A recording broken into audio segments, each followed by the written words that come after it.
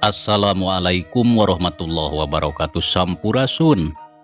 Wargi-wargi baraya pecinta dongeng Sunda anu dibanabay ayana alhamdulillah.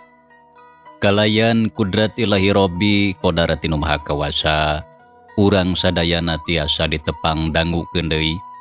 Sareng simkuring kang tile dina acara carita Sunda tanapi dongeng Sunda.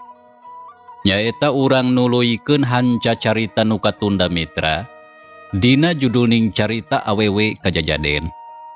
Anu mana ieu carita teh hasil buah karya atanapi karangan Amburos ti Palihan Bandung. Kasugri para wargi, dina jujutan hanca carita anu katunda pedaran kang tile kasapih kuanci dina mangsa medarkeun kayaan alam ti peuting. Nyatana Kajang Panji anu mana harita nuju ngobrol sareng Oding nyaeta ngobrolkeun ngeunaan rancana anu tos dibadamikeun sareng indungna tea. Kumaha tu mitra? Lajenganana ieu carita sumangga langkung paos nama urang sami-sami Bandungan deui ku sadayana.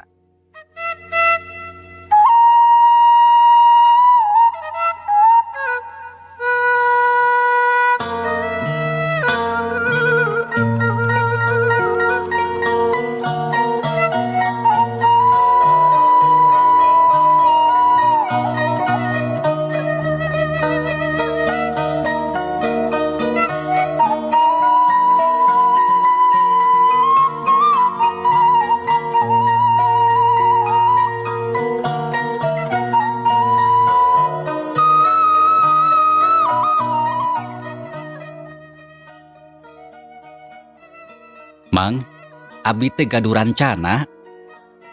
Ceuk Jang Panji ngajak ngobrol bari leumpang. Rancana naon Jang? Walon Oding bari ngareret. Kieu Mang. Teu miceunan waktu derekdek Jang Panji nepikeun rancana anu tadi geus dibadamikeun jeung indungna tadi beurang. Lamun dina peuting hari tarek ngintip Nyi Sawitri anu disangka awewe kajajaden.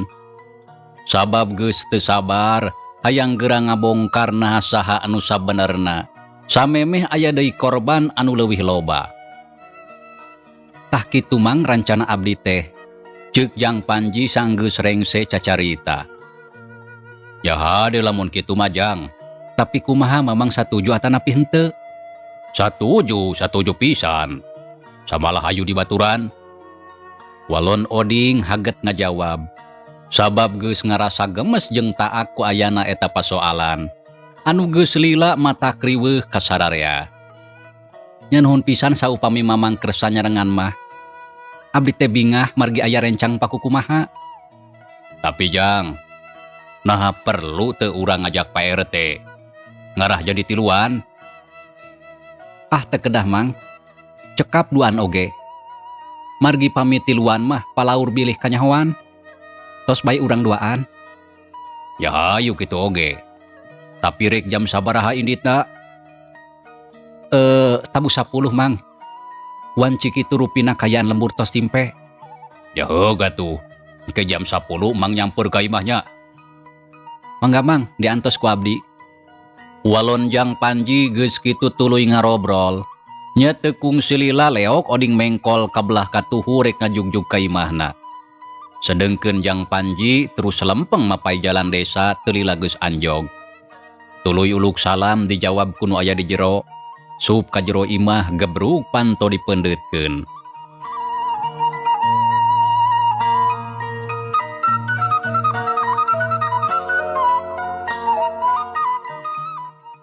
Kasugri para wargi urang gancangkeun ieu carita wanci harita geus ninca ka jam 10 peuting. Jang Panji geus sagedangdan. Make calana pangsi hideung kaluhurna baju kampret bodas diiket barang bang semplak. Geus kitu gek diuk di tengah imah dibaturan ku Nyi Sarah indungna. Sedengkeun ari ambu uneh wayah kitu geus sare tibra di kamarna. Bareng jeung kitu di luar kadenge sora jalma nu keur leumpang ngadeuketan kana panto. Assalamualaikum. Anu di luar uduk salam bari keketrok. Assalamualaikum. Waalaikumsalam. Walon Jang Panji anu aya di jero gura-giru muka Panto berai muka. Geuning emang. Ceuk Jang Panji bari neuteup kanu kakara datang anu tayalian ti Oding. Nya emang, ayo atuh Jang lain rek ayeuna. Muhun Mang, ayu da abdi oge tos siap. Ujang rek indit ayeuna? Tanya Nyi Sarah nyamperkeun ka lawang Panto. Red ka Oding anu geus aya di dinya. Sumuhun mah bade ayeuna. Pamiweungi teuing mah bilih si setan teh kaluar manten. Sareta teu kanyahoan ku abdi. Nya sok atuh ka ditu tapi omat kudu ati-ati. Nyi Sarah mere papatah ka anakna. Sumuhun mangga mak. Ayo atuh Mang. Nya ayu. Pak, abdi permiosnya.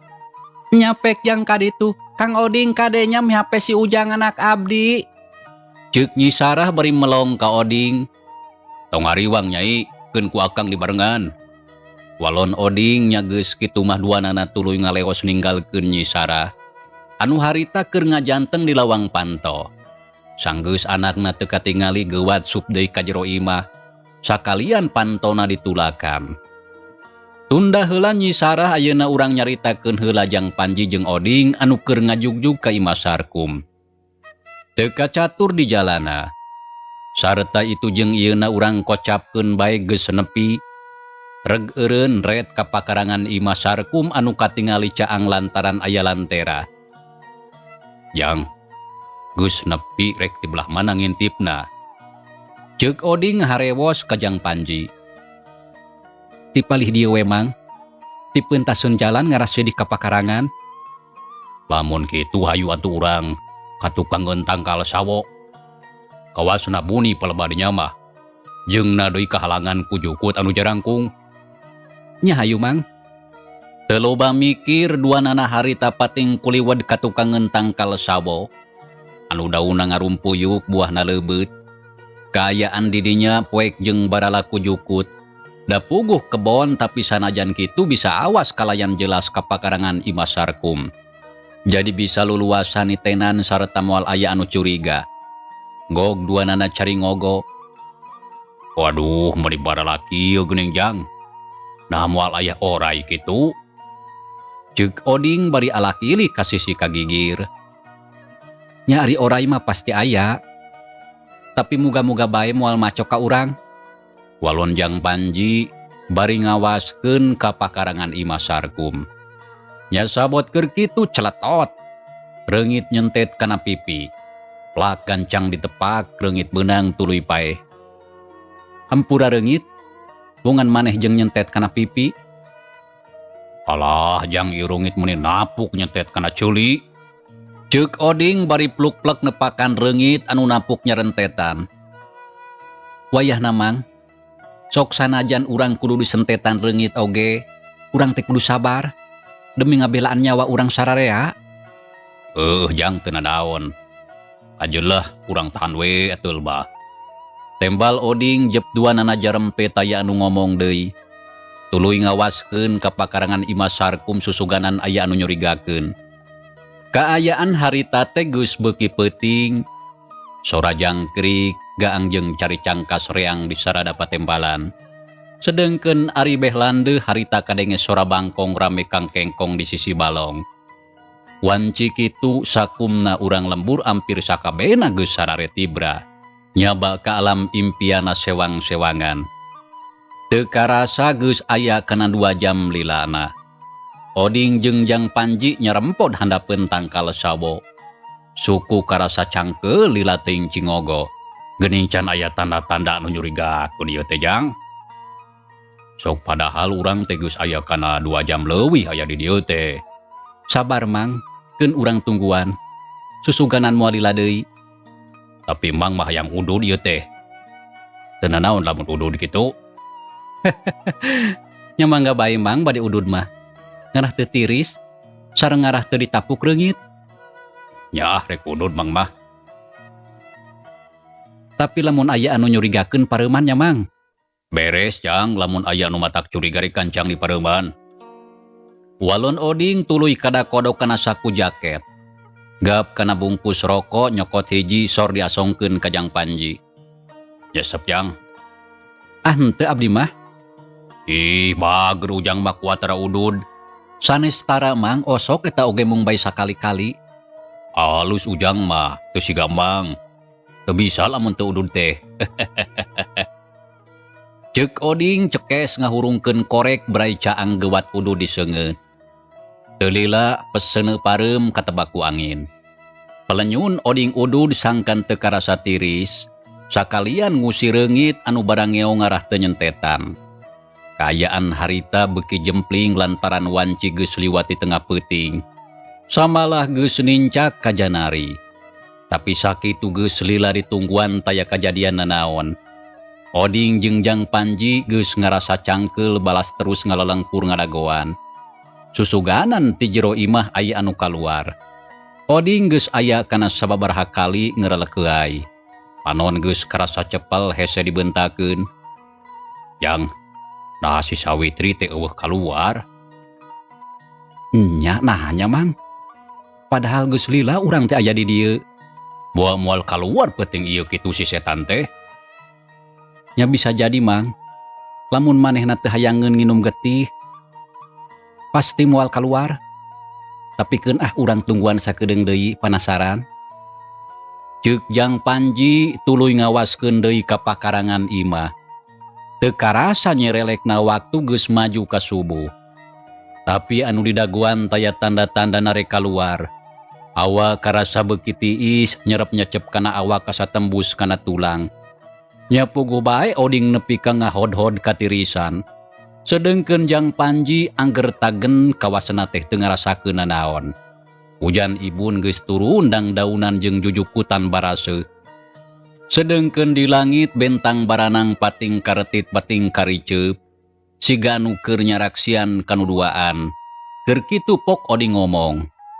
Jang, kawasna mah geus subuh ieu teh. Tapi anu didaguan ku urang nah can kaluar wae nya. Meuni geus kesal mang mah ieu teh. Ceuk Oding ngomong lalaunan. Nya mang, anu didaguan ku urang teh teu kaluar. Sigana moal meureun peuting ieu mah. Wanci geus rek subuh siluman pasti moal kaluar. Terus geus kieu kumaha Jang? Lamun tos kieu mah hayu we urang wangsul. Tapi wengi engke urang intip deui. Saha nu terang engke manehna kaluar. Nya bener kitu Jang.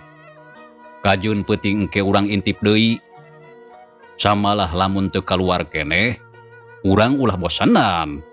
Urang terus we intip kajun teuing nepi ka sabaraha peuting lilana. Da emang oge yakin.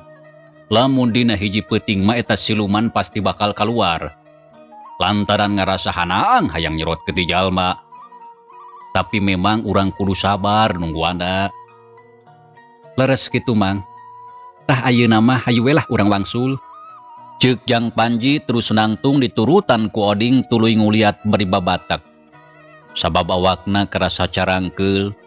Geus kitu duanana beral arindi tinggalkeun eta tempat rek balik ka imah. Teu kacatur di jalana Jang Panji geus nepi ka buruan imahna. Mang, hayu bilih bade kalebet heula. Moal Jang. Rek langsung we bisi ngaganggu kanu di imah. Jeung deui rada tunduh ieu teh lumayan bisa peureum heula samemeh ka masjid. Nya mangga atuh pami kitu mah. Hayu atuh Jang. Ceuk Oding tuluy ngaleos sedengkeun Jang Panji tuluy ngadeuketan kana panto. Assalamualaikum. Mak. Punten panto buka. Jang Panji uluk salam bari keketrok kana panto. Ujang eta teh hidap anaking. Tanya Nyi Sarah anu aya di jero. Harita geus nyaring lantaran sare oge teu pati tibra. Da inget ka anakna hariwang bisi manggih balai. Sumuhun abdi mak, Panji putra emak. Ke atuh Jang daguan heula sakedeung. Ceuk Nyi Sarah tuluy leumpang muru panto teu lila brai panto muka. Syukur Jang hidup geus balik. Puguh mah teh meuni hariwang. Teu kedah hariwang mak. Alhamdulillah abdi mah teu sawios-wios. Ka mana ri Kang Oding? Nyi Sarah nanyakeun Oding anu eueuh di dinya. Mang Oding matras mulih ka bumi na. Nya kajeun atuh ari kitu mah. Ae, sok buru atuh ka jero. Nyi Sarah nita asup ka anakna. Kalacat yang Panji unggah ka imah. Gebruk pantona ditutupkeun deui gek tiuk dina korsi. Nyi Sarah ngaleos ka tukang, teu lila geus balik deui. Bari mawa cai haneut sagelas keur anakna. Jang, yeuh nginum heula cai haneut ngarah teu tiris. Ceuk Nyi Sarah bari ngasongkeun gelas. Nuhun, Mak. Walon Jang Panji bari nampanan gelas. Regot nginum mending ngalak-lak.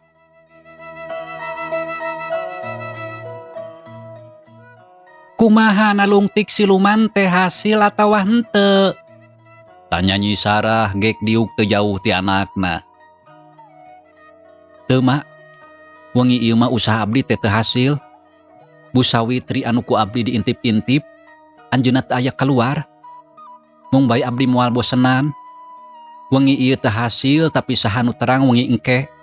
Heueuh nya kumaha ujang bae eta mah. Lantaran hidup anu ngarati. Aeh, Mak. Permios abdi bade ka Jamban. Nya sok ka ditu. Jang Panji nangtung leos ka tukang rek cai. Ari Nyi Sarah tuluy ka dapur maksud rek mirun seuneu. Lantaran harita teh wanci geus subuh rek sare deui oge asa kagok moal lila. Tekung silila Jang Panji geus balik deui. Sup ka kamar prak ngajalankeun salat tahajud husu pisan. Rengse salat terus ngaji sorana kadenge meuni halimpu matak tiis kana ati. Matak nyerep kana rasa sumarambah kana bayah. Asa tentrem kana jiwa jeung raga. Nyi Sarah indungna anu keur ngadengekeun puguh bae atuh ngarasa bagja anu taya hinggana. Reueus ka Jang Panji anu jadi anakna. Kaayaan alam harita geus subuh. Hayam jago reang kongkorongok. Jang Panji geus rengse ngajina. Satuluyna indit ka masjid rek ngalaksanakeun ibadah salat subuh berjamaah.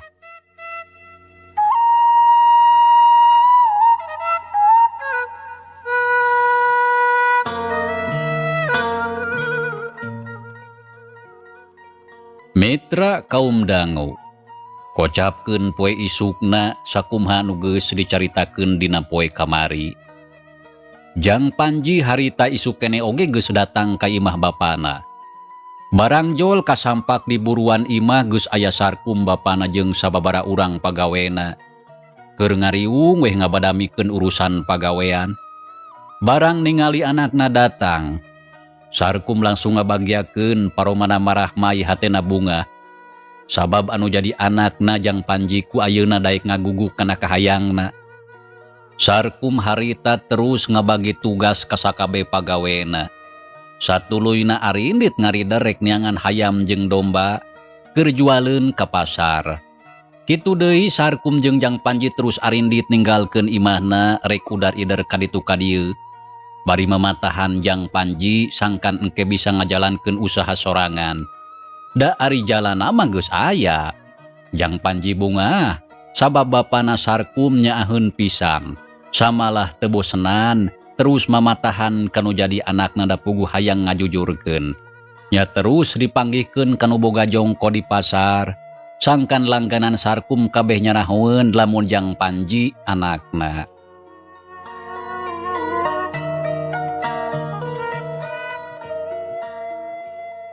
Kira wanci sameme asar, Jang Panji geus balik ti pasar. Nya tuluy mulang ka imah indungna, gok amprok jeung Nyi Sarah kitu deui jeung ambu uneh. Nya terus ngobrol tapi teu lila. Jang Panji ngaleos ka pancuran rek mandi bebersih. Sareng sena mandi sarata disalin baju kuno bersih.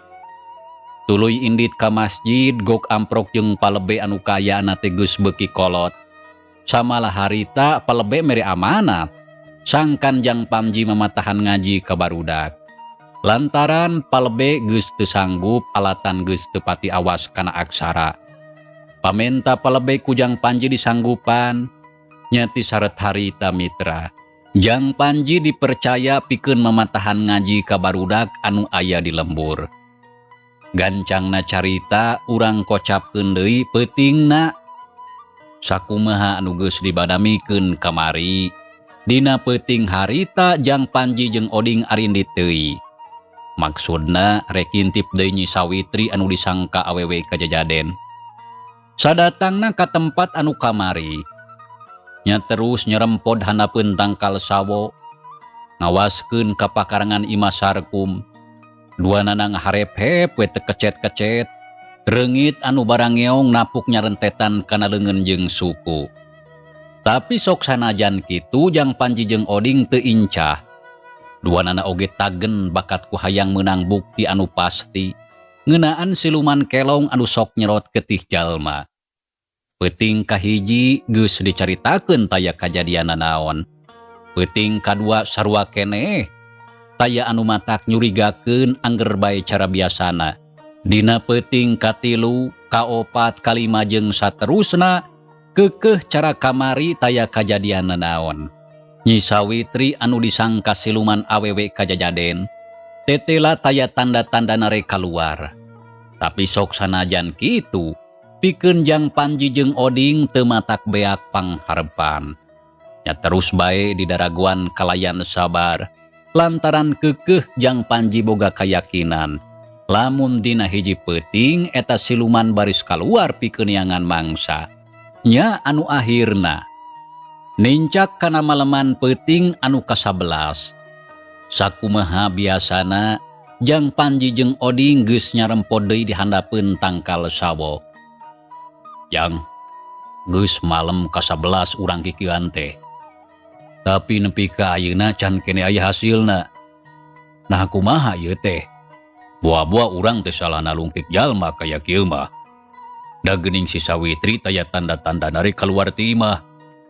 Kayaan angger bae unggal peuting cara kieu.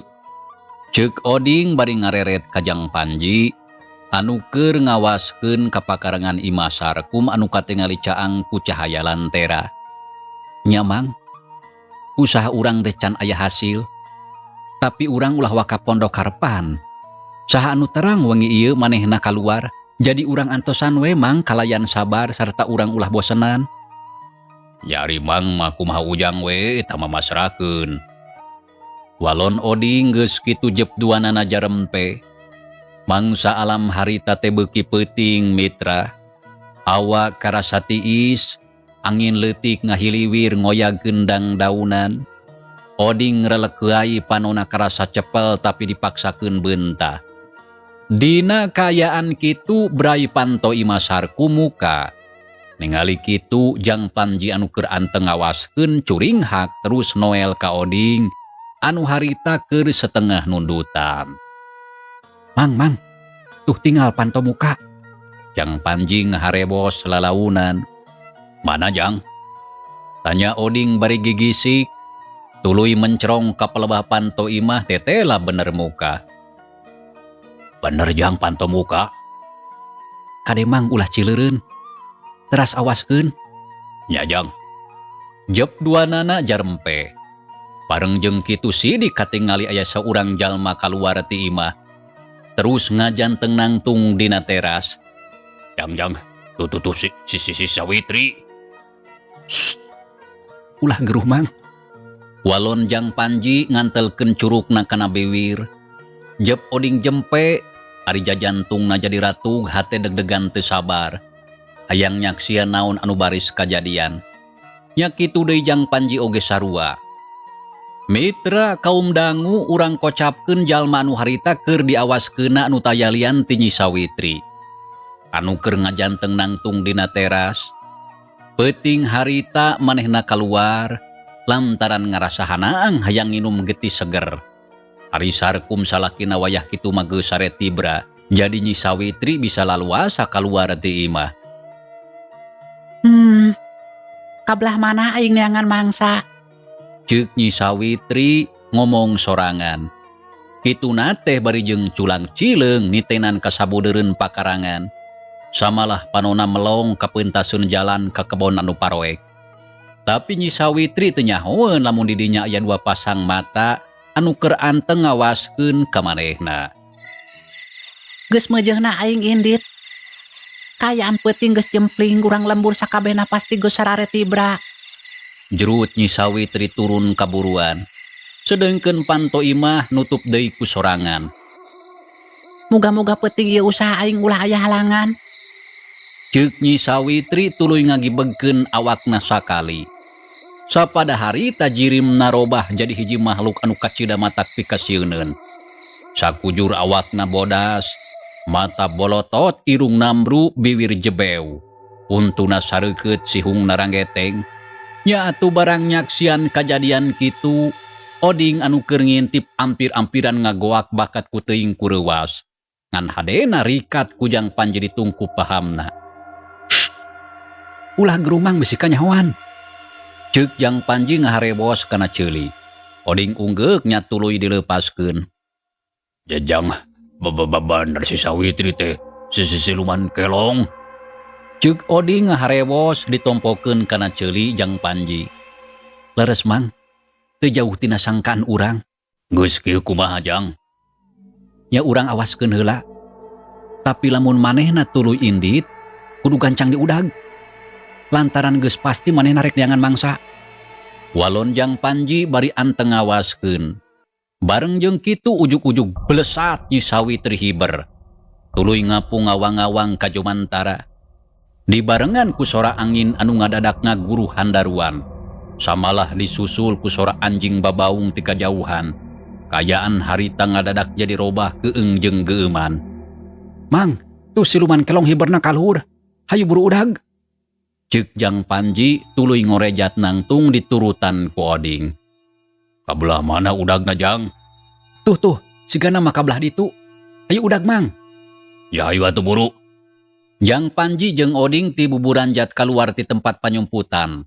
Duanana harita tanggah kaluhur ngawaskeun ka siluman kelong anu keur kakalayangan di awang-awang. Belesat siluman kelong hiber ka belah wetan, nyurubuk gancang pisan. Tuh mang, kapal wetan mang. Ceuk Jang Panji belesat ngudag ka belah wetan. Lompatna gancang pisan da puguh sieun tinggalin tapak. Ningali kitu bertek Oding oge lumpat. Jang, daguan Jang. Ceuk Oding ngagorowok lumpatna mangpret ti babaranting hayang nyusul ka Jang Panji. Anu katingali geus rada anggang. Nah rek ka mana cenah eta siluman teh? Ceuk Jang Panji lumpatna bari tanggah kaluhur. Da puguh sieun leungiteun udagan. Kawan tu siluman kelong teh hiberna ngalayang gancang pisan. Sedengkeun Jang Panji lumpat di handap da puguh manusa anu teu boga jangjang. Beu teteh lah gancang pisan manehna teh. Bisa-bisa aing tinggalin kayak kieu mah. Duh hanjakal aing mah teu boga jangjang. Ceuk Jang Panji bari terus lumpat jojorelatan sieun tinggalin ku musuh. Kocapkeun siluman kelong anu harita keur ngapung di Jomantara. Tuluy nyemprung maju ngetan. Mata anu bolotot gular giler siga heulang rek newak hayam. Beuki lila beuki jauh sarata ngapungna beuki luhur rek neangan mangsa ka tempat anu jauh ti lemburna. Lantaran ceuk pikirna lamun manehna neangan mangsa di lembur, pasti bakal timbul deui kariweuhan anu tangtu bakal ngadatangkeun kacurigaan. Beu kamana leosna eta setan teh? Wah cilaka kaya kieu mah. Sigana aing moal bisa nyusul sok sanajan ngerahkeun sakabeh tanaga oge. Ceuk Jang Panji bari tuluy ngawaskeun kaluhurna pasna ngahegak. Sedengkeun ku ayeuna mah siluman kelong geus teu kaciri teuing ka mana nyelesna. Anu kadenge ngan ukur sora angin anu ngaguru handaruan. Duh kurang ajar eta siluman teh. Teu kasusul ku aing. Ceuk Jang Panji reg eureun di sisi lembur. Tuluy ngajanteng nangtung bari tanggah kaluhur. Kayaan didinya es tuning sepi jempling taya jalma saurang-urang acan. Tabugu tengah peuting. Sajabat ti kitu parwek loba tatangkalan anu jarangkung. Aduh kudu kumaha hari geus kieu. Aing teu bisa nyusul ka manehna. Moal henteu peuting ieu bakal aya deui korban. Hanjakal aing moal bisa nyegah kaya kieu mah. Ceuk Jang Panji hatena medeng helantaran teu bisa nyusul musuhna. Bareng jeung kitu torojol Oding kadengena pasna mening ngahegak. Ningali aya nu keur nangtung reg Oding eureun bari ngawaskeun. Saha eta? Jang Panji kitu? Tanya Oding bari mencerong da puguh poek teu kaciri. Leres mang ya abdi, Walonjang Panji ngadenge kitu oding gancang nyamperkeun. Kubahajang, kemana si setan teh inditna? Cilaka Mang, setan teh teu kasusul, sabab ngapunga belesat ka luhur tarik pisan. Tuh maju ke belah ditu. Saterusna teu kaciri. Walonjang Panji bari nunjuk ka luhur. Aduh, kumaha tuh ari geus kieu? Kalau gitu entah apa kurang teh. Teu Mang, urang teu kaleungiteun tapak. Lantaran manehna engke bakal mulang deui ka tempatna. Jadi teu nanaon sanajan ayeuna teu kasusul ku urang oge. Ngan bae abdi memang ngarasa handeueul lantaran teu bisa nyegah ayana korban di lembur sejen. Ceuk Jang Panji kacida ngarasahan jelu lantaran peuting ieu bakal aya deui korban ngan bae lain di lemburna tapi pasti dinu jauh. Saterusna kumaha atuh pilampaheun urang? Nya ayeuna mah urang wangsul deui we ka tempat anu tadi. Eta siluman tungguan di ditu. Da pasti bakal balik deui. Tak engke lamun manehna geus turun deui ka handap sarta wujudna geus mulang deui ka asal. Gancang urang geuruwahkeun ngarah manehna reuwas sarta moal bisa mungkir lantaran kapanggih baseuh ku urang. Tah bener kitu hayu atuh. Bisi manehna kaburu balik deui. Nya hayu Mang. Mitra, cageula ieu carita urang tunda heula. Insyaallah kin urang lajengkeun deui. Hatur nuhun mitra, kana naon rupi peratosan wilujeng kantun. Wassalamualaikum warahmatullahi wabarakatuh.